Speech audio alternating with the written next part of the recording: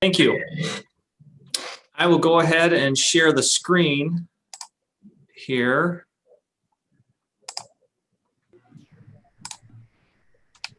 Okay, did that show up okay? Yes. Okay, so we're going to talk today all about Medicare. And as you mentioned, I'm Pete Wilson, and with me on the Zoom call is Dave Zeller. Dave Zeller is a certified Medicare insurance agent, which is a critical component in anyone who's talking about Medicare. So I'm going to give the general information, kind of an overview of the Medicare system and what you need to be thinking about when you're looking at your Medicare for your personal health insurance. And if we get too specific of questions, I'm going to have Dave kind of back me up on that because he's definitely more of an expert on the details. I will caution with Medicare rules, we have to be careful in what we can answer and can't answer in a group setting. So we're going to try to get to everyone's questions as best we can. If they're specifically and very detailed, obviously we would prefer to talk to somebody one-on-one. And whether you're insured here or not, we would be happy to answer anybody's questions about Medicare to make sure that everyone's getting what they need. So first of all, let's just look at the whole picture. So Medicare, on the right side of your screen, you can see there's Part A, B, C, and D. And Medicare that is the basis of Medicare, those parts. And you can see A is hospitals, B is like doctor visits or outpatient services, C is your Advantage plans, and D is your prescription drugs. On the left side, I have our medigap or Medicare supplements mentioned because those are also available through Medicare, but they're not actually part of the base Medicare system, the A, B, C, and D. So let's go through this. So first of all, Medicare was signed into law in 1965 by President Lyndon Johnson. And when it was first created, it was comprised of two parts, Part A and B, and that's what everyone's familiar with. As I mentioned, A is hospitals, B is outpatient care. Later on, there were two additional parts added to Medicare, and that's your Part C, which is your Advantage plans, and Part D, which is your prescription drug coverage. So there's original Medicare, which is A and B, and then there's D and C. So who is eligible for Medicare? Anyone who is 65 years old in America, even permanent residents, as long as they've lived here at least 5 years. Also qualified for Medicare are people who have been qualified for 20 months of Social Security disability payments. So you can be in Medicare if you're over 65 or older, or if you've been certified on disability. You can sign up for Medicare at age 65, regardless of whether or not you've signed up for Social Security benefits. So when you turn 65, you're eligible for Medicare. So let's look at the original parts of Medicare, A and B. First of all, A and B is provided to you by the federal government. You enroll in A and B through the Social Security office. You're eligible for Medicare A and B on the first day of the month when you turn age 65, or if you've qualified through disability, and you're able to sign up to 3 months before your birthday. What can you expect to pay for Medicare? Part A is free to most people, as long as you or your spouse has worked at least 10 years in the United States. Part B does have a charge, and that charge is dependent upon your income. The base rate is $144.60 a month, but if you have higher earned income in your retirement after 65, you may have to pay a higher rate than the base rate. Once Social Security has determined what your cost will be for Part B, it's going to be deducted from your Social Security checks. If you hadn't decided to take Social Security yet, they will invoice you for Part B on a quarterly basis. So let's look at the Part A coverage. And I've got about 3 slides in a row here that I'm going to go through what's covered under Part A. And what I want to show you is sort of what's covered under Part A and what's not covered under Part A. And then you'll have a better understanding of why an Advantage plan or a Medicare supplement is so important and to why people buy those. They're so popular. So Part A is hospital charges. And that comes with a deductible of $1,408 in 2020. If you do go to the hospital under Part A, the first 60 days after your deductible, you have full coverage. But from day 61 to day 90, you would pay $352 a day if you're in the hospital. So for that 30 days at $352 a day, it could add up to a large expense, up to almost over $10,000 in hospital charges that would have to be your responsibility. If you're in the hospital for more than 90 days, then that charge goes from $352 a day to $704 a day. And it's limited to its lifetime maximum of 60 days. So if you're in the hospital for more than 90 days, after that 90th day, they're only going to pay for 60 days more your entire lifetime. And you're paying $704 a day within that 60 days. So you can see in this case, there is a potential of having a lot of out-of-pocket costs. Now, a couple things to keep in mind. First of all, a 60-day stay in the hospital is a very long time. So that's an unusual circumstance. So I'm not trying to make it sound that's very probable, but nonetheless, that is what is available there. But if you go into the hospital, say you're in for 10 days, if you get discharged for 60 days or more, and then you go back to the hospital, the coverage is reset. So you would go back to the zero cost. So if you're in for 10 days, you're out for 60, and then you go back in, you go back at the beginning, the 0 to 60-day full coverage. So definitely for people that are in and out, there's the coverage available, but you have to be out for the 60-day window. This lifetime maximum of 60 days beyond the 91 never resets. So within this right here, you can see where you could have some significant out-of-pocket cost. Another part of Part A is skilled nursing care. Now think of this like rehab. You've been in the hospital 3-4 days or a week, and now you're sent to have skilled nursing care to kind of rehab you to be able to go home. In this case, Medicare is going to pay the first 20 days of coverage. So the first 20 days at the skilled nursing care is fully covered. Then between day 21 and 100, you pay $176 a day. And then if you're in the skilled nursing care beyond 101 days, there is no coverage. So this is not a long-term care coverage. This is very limited, and it's specifically for rehab. You're going to go to this place, get rehab, get better, and go home. A couple other coverage under Part A. One of them is home care. And this, you have to meet certain eligibility requirements, but you can get some home care under Part A. But keep in mind, this isn't a homemaker services, or it's not custodial care. It's specifically, again, like a rehab situation. Hospice care is available under Part A. And this is one people need to be aware of, because typically the benefit under hospice is close to 100% coverage. So if you go into hospice care, they're going to cover everything. And where people don't realize is you don't have to wait till the last minute to utilize the hospice care. There's many people that are on hospice care for months, 6 months, even a year. So if you're in a situation where you have a loved one that is in a terminal ill situation, you're best to check with hospice and take advantage of this benefit. Don't wait. Outside of the United States, Part A coverage, there isn't any. Coverage is only available within the United States. The second part of original Medicare is outpatient care.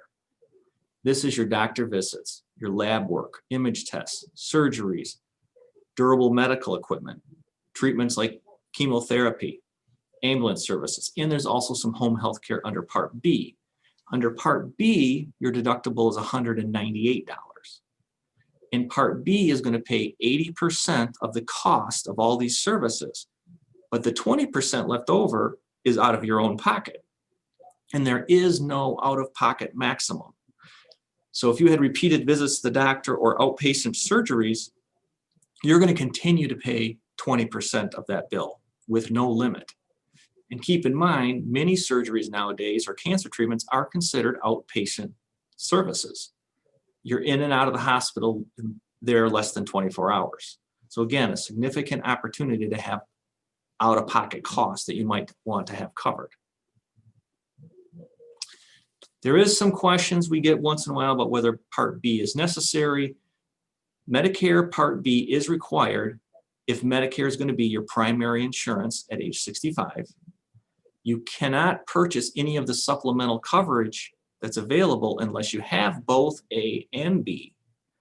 And if you're actively working after 65, you're covered by an employer plan, often that would pick up your Part B, and you could delay purchasing it on your own till after you fully retire.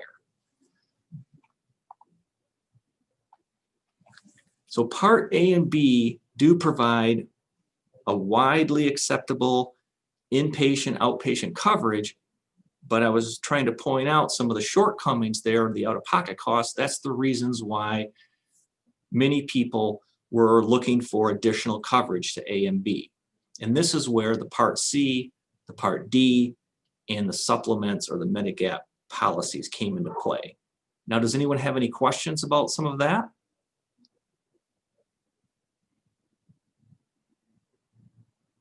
Okay, I'm going to go on now and we'll go to the next section. So that's original Medicare, A and B. So let's talk about Part D.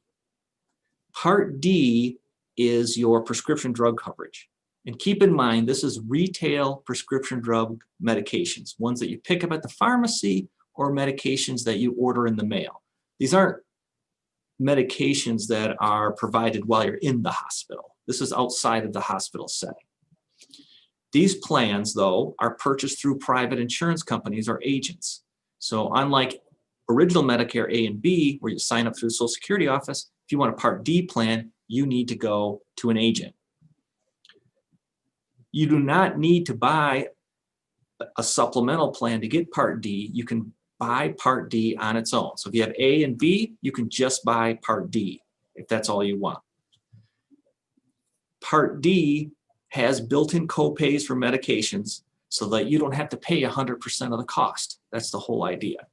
You're eligible to enroll in Part D when you turn 65 or during the open enrollment period. And this is why we're having this presentation now. So open enrollment is right now from October 15th through December 7th.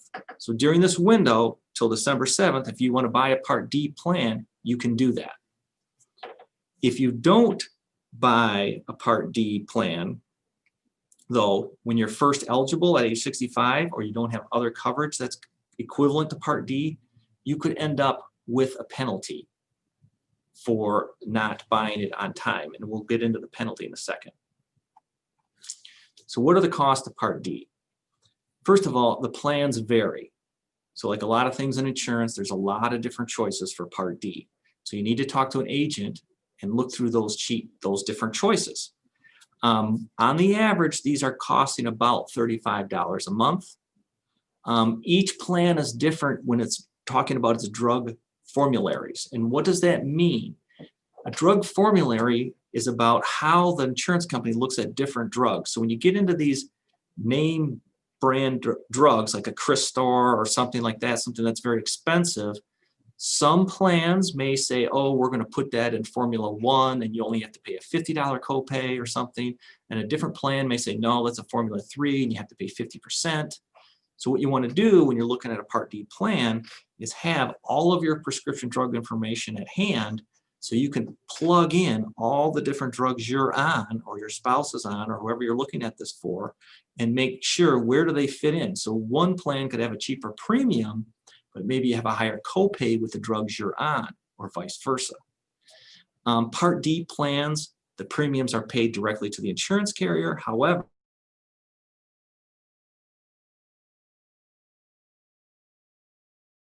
so in Part D, there can be a high income adjustment that would be that would come into play if you exceed certain income requirements. Here's the Part D penalty. So what does this mean? So some people turn age 65, they're they're healthy. They are not on prescription drugs, and they think to themselves, why do I want to spend an extra $35 a month on a Part D plan? I'm just going to go without. Well, the problem is you could run into a penalty situation. So the penalty is 1% of the monthly average cost of a Part D plan. So in this case, we're saying the average right now is about $35. So 1% is only 35 cents a month. However, let's say you wait from age 65 to age 75. Well, if you wait to age 75, the penalty could be more significant because that's going to be 120 months that you haven't had the coverage. 35 cents times 120 months is $42 a month. So when you go to buy your prescription drug plan at age 75, you're going to pay a $42 a month penalty plus whatever the cost of the plan is. So it's just something to keep in mind when you're looking at whether you want to sign up for a Part D or not. The donut hole, the infamous donut hole. So we hear a lot about this, and it can be a little confusing, but let's try to make it simple as we can. First of all, the donut hole is you have a deductible on your Part D plan. All the plans have a deductible. On average, most of them are about $445, but you can buy different plans. So the first $445 in this example is going to be out of your own pocket. Then between the deductible and this $4,130, the initial coverage phase, in that window, you're going to pay your copays within your drug plan. So if you have a $10 generic copay or a 50% formulary drug copay, you're going to pay your copays as you expected within the plan you purchased until you have $4,130 out of pocket. Pretty significant amount, really.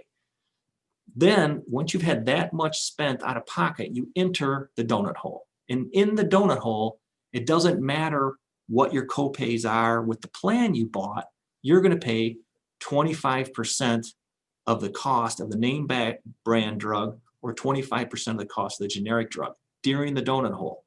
So if you had a $10 copay for a generic drug initially, when you enter the donut hole, now you're going to pay 25% of that cost, no matter what, until you get to the exit stage of the donut hole, which is at $6,550. Once you've had $6,550 out of pocket cost, then you exit the donut hole, and after that, you're in the catastrophic phase, which is then you pay 5% of your prescription drug costs from then on out. So it's deductible, your copays, the 25% in the donut hole, and then 5% after that. That's basically the donut hole. Is there any questions about the Part Ds?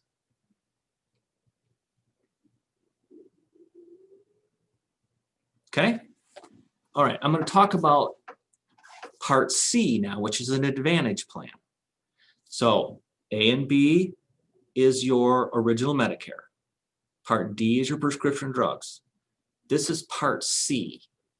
And Part C actually encompasses A and B. And if you choose a Part C plan, an insurance company is going to administer the plan and actually adjudicate your claims. So you think of a Part C as including A and B in one bucket. A Part C, or Advantage plan, is purchased through private insurance carriers and their agents like LP and Agency. This is what we would sell then, is a Part C. These are an alternative then to your medigap or your supplements. So when you think about once you've gotten past A and B, then you're either going to buy an Advantage plan or you're going to buy supplements. Okay, so we're going to talk about the Advantage plans first. The premiums in an Advantage plan are actually pretty low. So low, the lowest premium is $0. So you can buy an Advantage plan with a $0 premium. So between $0 and about $300 is the cost of an Advantage plan. Now you still have to pay your Part B premium. That's not going to go away. But in addition to that premium, an Advantage plan could have a $0 premium. Now, an Advantage plan is provided by a private insurance carrier. So unlike Medicare A and B, which says anywhere they accept Medicare, you can go and visit, once you buy an Advantage plan, you're going to be in that insurance company's network. But these networks are very broad in many instances, just like regular insurance, a normal Blue Cross policy where they have a huge network. The only issue you run into with the network sometimes is if you want to exit the network and go to a doctor that's not within the network, you might have higher copays that you pay. Or if you're outside of the network, say you're in Florida for the winter, the plan is going to say, we're going to pay for your emergency care, but if you want to get a knee surgery done or something, you need to come back into the network, say into Michigan. So an Advantage plan acts a lot like a traditional insurance policy that you're familiar with. You're eligible to buy an Advantage plan when you turn age 65 or during the open enrollment. So right now is the open enrollment between the October 15th and up and through December 7th. So during this open enrollment period, you can purchase this Advantage plan or change an Advantage plan. If you're in one now and you say, I didn't know they had 0 premium Advantage plans, maybe I want to buy that instead. Now is the time to make that change. Or if you're in a supplement and you decide you want to go to an Advantage plan, now is the time to make that change. The one nice thing about Advantage plans is they're not medically underwritten, so everyone is eligible. So what does an Advantage plan provide? Low or no deductibles, low or no copays, low or no coinsurance. Again, there's a variety of plans, so I can't say this is exactly like the plan is going to be because you have to talk to an agent to go weed through all the differences. But one thing they all have is an out-of-pocket maximum. So when we talked about coverage A and B earlier in original Medicare, where I said there's no out-of-pocket maximum, or you get to a point where there's no coverage, you get an Advantage plan, it's going to fill that gap. So if there's people out there, your friends or yourself, that have A and B, and they don't have a supplement or an Advantage plan, they're exposing themselves to this big out-of-pocket cost, and they can get an Advantage plan for 0 premium that's going to fill some of those gaps for them. 0 premium. Also included in the Advantage plan, in addition, Part D prescription drugs are in almost all the plans. There's a lot of them include dental coverage where you can go to the dentist twice a year for your annual or your semi-annual visits for cleanings, covered at 100%. They include vision. Some of them have wellness benefits. A lot of coverage at a good premium or no premium. Emergency travel coverage. So if you're overseas where with original Medicare A and B you have no coverage, Advantage plans will often reimburse you for your emergency services you received overseas. These are not long-term care plans either. So like A and B, where there's a limitation as far as if you're in long-term care, this isn't what they're going to pay for. They're the same rules sort of as Medicare as far as that goes. Another advantage of the Advantage plans is they do have management care services. This means if you have a serious illness, you can talk to someone at the insurance company and they will help you weed through all the different things you need to do to get the services you want. The doctors, the referrals, etc., that kind of thing. So that's the Advantage plan. So you have A, B, original Medicare. Now we're going to go either the Advantage plan or our alternative is the supplements. So let's look at those. Now a supplement's a little different than an Advantage plan.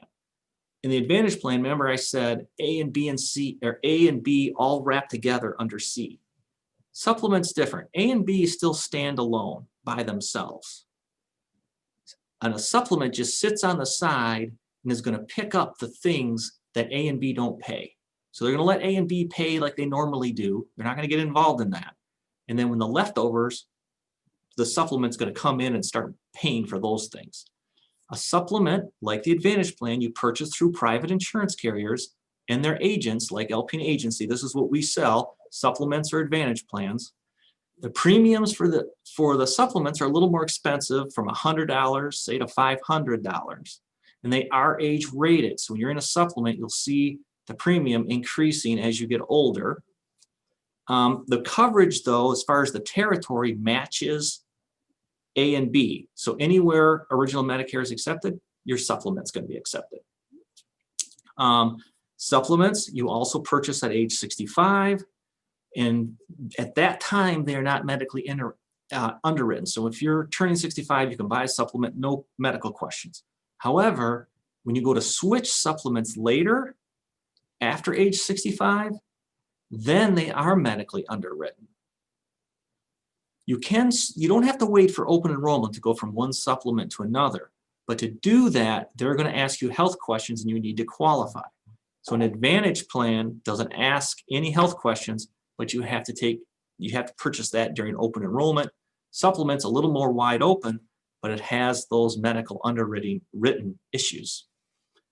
As far as the coverage goes, then it's kind of similar to the Advantage plan in the sense that it's low, no deductibles, a lot of times no deductibles, low or no copays, a lot of times no copays, low or no coinsurance, a lot of times no coinsurance. They fill in this lifetime restricted, those 60 days that I said were a lifetime cap within Part A. They extend those to 365 days for the lifetime, so that fills a big void. But supplements do not include your Part D. They don't include the dental coverage or the vision or the wellness. And their foreign travel coverage is usually limited to paying 80% of the bill up to 50 grand. So that's a little bit of a different than an Advantage plan. Again, it's not a long-term care policy. So if we look at it here, you can see you have original Medicare, like I was talking about. In either A, you go to the medigap. I guess I didn't mention this, but medigap and Medicare supplements are synonymous. They're the same thing. They both terms are used a lot, and that's why I keep saying them. But medigap is one way to go. Medicare Advantage is another way to go. So which way is preferred? Well, here's a little bit of a summary. Think of it this way. Your medigap plans have higher premiums, but normally lower or no copays. So you pay a monthly premium, but then if you do use the services, you'll almost have no out-of-pocket costs. With an Advantage plan, you pay a lower premium, but then usually you have doctor visit copays and other copays that you are paying along the way. With a medigap plan, anywhere Medicare is accepted, you can go. With an Advantage plan, they have networks like you're familiar with when you had regular health insurance, and you just need to be aware of what the network is, and you may need to get referral specialists or other things, but it's very similar to what most of us have before Medicare. Medigap, no referrals not necessary. Medicare Advantage, they do have referrals. Medigap, some routine services are not covered, like your vision, your dental, your hearing, your wellness, where Medicare Advantage includes those things. Medigap coverage is in the US only, and they give that limited coverage for emergency services up to say 80% or $50,000, and you still have to pay 20% of the bill. Medicare Advantage, they'll reimburse you for your bills. Medigap, it's not on the slide, but doesn't include Part D, where Medicare Advantages often do include Part D. So that's kind of the difference, but the main thing I would walk away with between the two, usually more expensive for Medigap. You pay it every month, but you don't pay anything if you go to the doctor. Advantage plans, you could get a zero premium, but then if you go to the doctor, you're going to pay copays and other costs. So that's kind of the coverage we're going to talk about today. Just to reiterate, open enrollment is right now, so now's the time to talk to somebody. You need to talk to a certified Medicare agent. This is really important because in Northern Michigan, we're finding there's fewer and fewer Medicare certified agents out there. We have 3 at Alpena Agency. Dave, who's on with us, Mark Boyk, who's been in the insurance business for 30 years as well, and Tanner Kostelik, who's just started with us not that long ago, but all 3 are certified. We have appointments available that we would take over the phone. We can talk to you in person or over a Zoom meeting. That's up to you. What we would do, we're very busy with Medicare right now, but all the agents have a schedule and we put you on the schedule to get in. Is there any questions?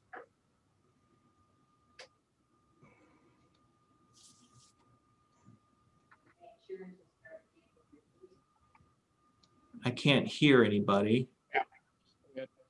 We have a person here who's on disability and her insurance will start January 1st. Yes. So if you buy, so let's say you go into the coverage is going to reset on the 1st. So if you buy an Advantage plan, it would start January 1st. What insurance covers ambulance or air ambulance costs? Dave, can you answer that one? That's a good question. Definitely assuming that the Part B of your coverage covers that, but I will find that out for sure and get back to you, Pam. Thank you. Dave partly answered my question through the chat, but it has to do with moving out of or possibly moving out of an F plan for medigap. I understand that we would have to go through the health questionnaire. So if you don't do well on the health questionnaire, because you want to change to G, I think I've read things that predict that the cost of the F plans are going to go up and up and up as the population ages and nobody new can come in. So if you want to move to G, which is essentially like F, except with the deductible, as I understand it, you have to go through this questionnaire. If you don't do well, what are their options? An insurance company, can they deny you? Can they just raise your premiums? Can they exclude pre-existing conditions? And what's the impact on that? I guess if they turn you down, you could stay in F, but what are the insurer's options when you have to go through the questionnaire process? I'll answer that. So if you get denied when you're answering the medical questions, when you're trying to change plans with a Medicare supplement, you have a couple different choices. One is you stay with the plan that you have. The second one is there is an insurance company out there that has guaranteed acceptance, which you cannot be denied coverage. However, they can rate the premium up to 3 times the original premium. And you would be able to, go to the plan G at that particular time or the plan N. And the other advantage or the other option is the Medicare Advantage plan, which has no medical underwriting. And a lot of people have been doing that since the legacy plan went away. Hope that helps. Thank you. I do have another question. If you occasionally travel out of the country, let's just say Canada, what is the prudent thing to do in terms of your health coverage situation? I can take that one too, Pete. Good thing. Yeah, go ahead, Pete. No, you take over. Other than don't need any health care, but Yeah.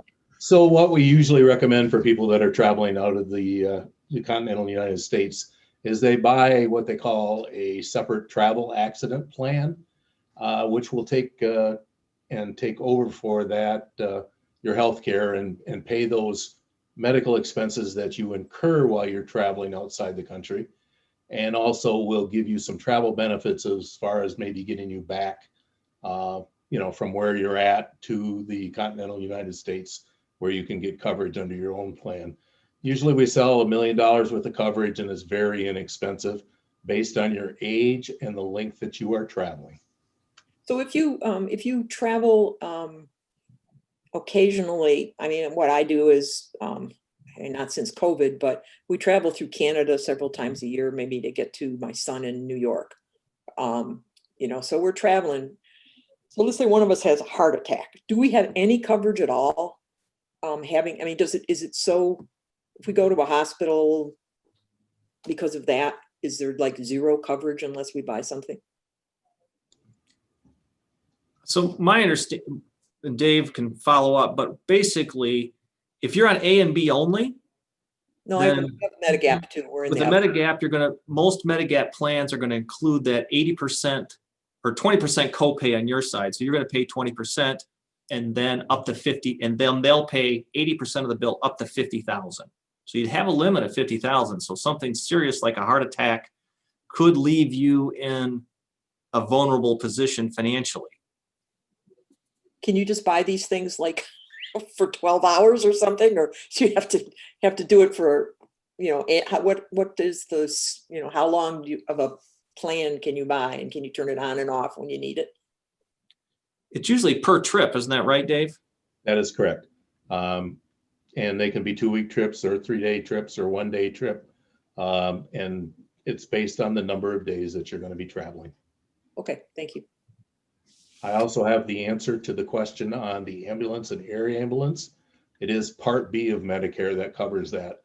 So whatever supplement you buy, you may have the $198 deductible if you buy the G, or and the $198 deductible if you buy the Plan N.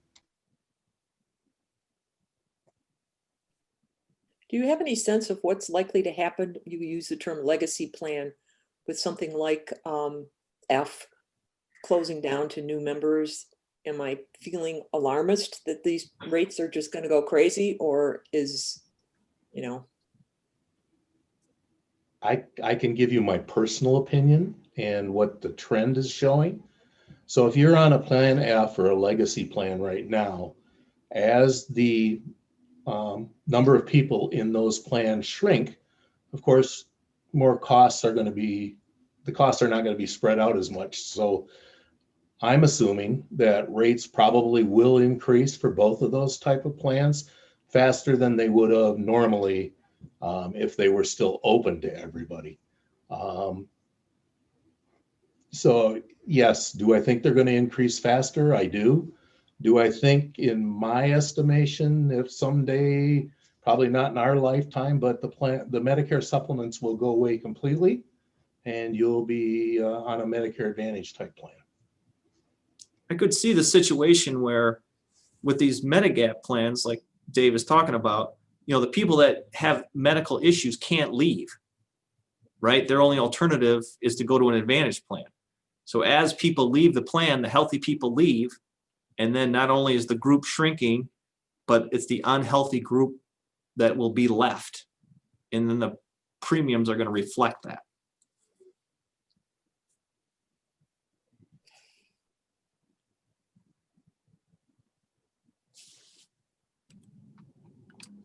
I'll stop. I have a question. Is there a pamphlet or anything that explains this, or do you make your PowerPoint available to people? We're going to have this PowerPoint available. We're probably going to do a couple more of these on our own. And also, here in the office, we have a couple Medicare brochures that are available. Some are put together. I believe one is with Blue Cross, but the other one is generic from the Social Security office that has some of this stuff discussed in it. So there'll be both things available. We'll put this on our YouTube channel. I think they made a recording of this today. They last time at least they edited it for us, but if not, we're going to be doing another one, and we'll make a recording and edit it down and have it available on our YouTube channel. Okay, I guess that's what we have.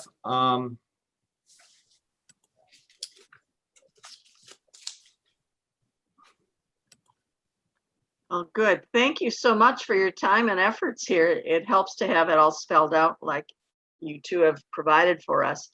It can certainly be confusing to all of us, and they keep changing the rules. So you never quite stay up to date as things go through these changes. So any other questions, folks?